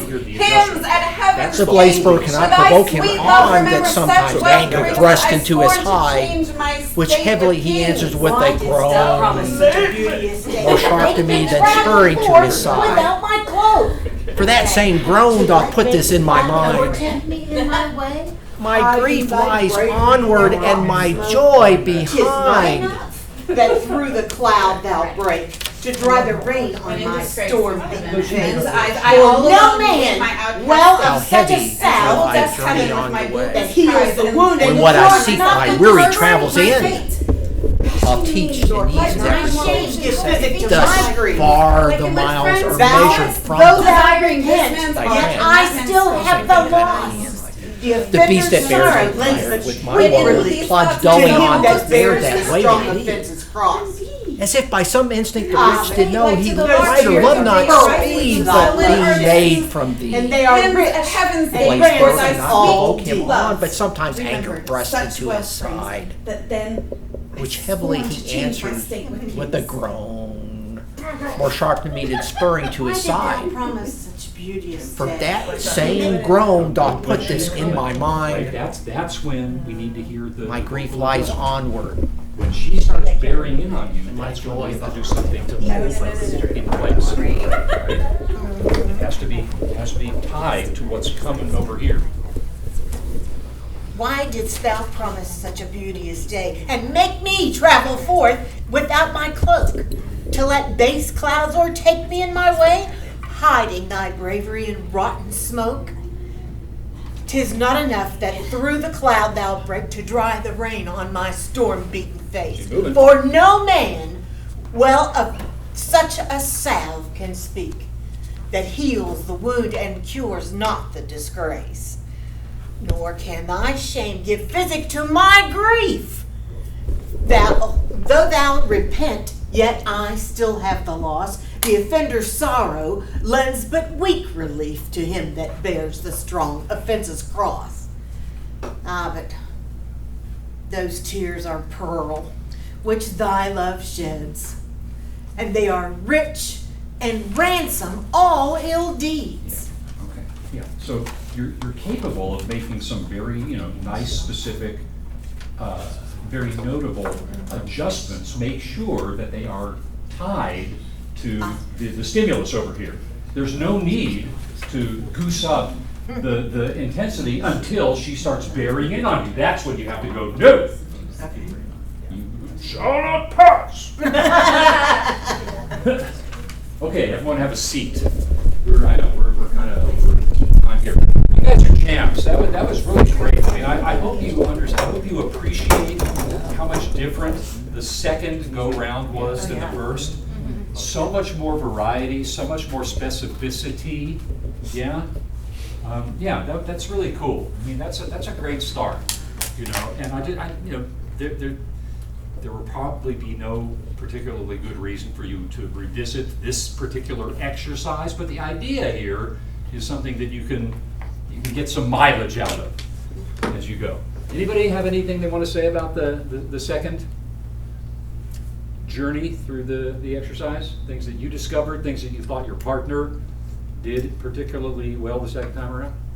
For me, I found that the person receiving the words made more sense the second time, the turning away, the stepping back, the first time it was like, okay, am I trying to figure out what I was doing? Yeah.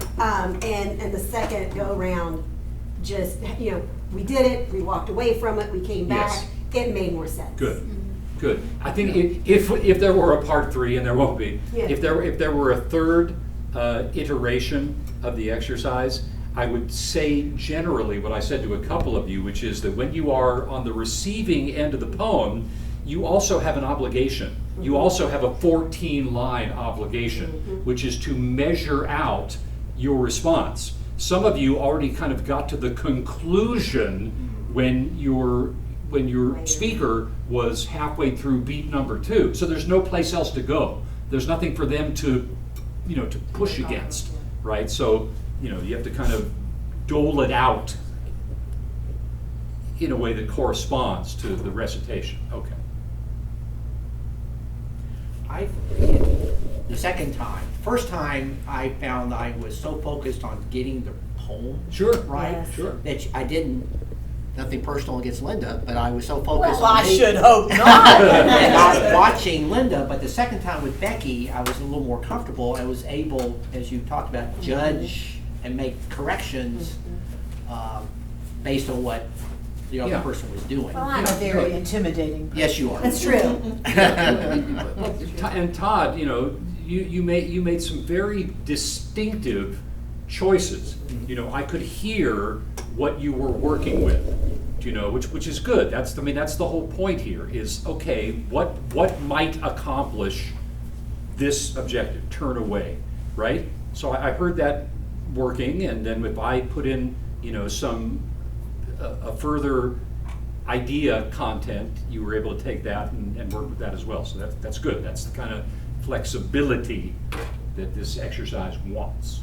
I think there's sorry, John, you were in the class. I'm an observer. Having done this, like we talked about like a million times, I think it's fascinating that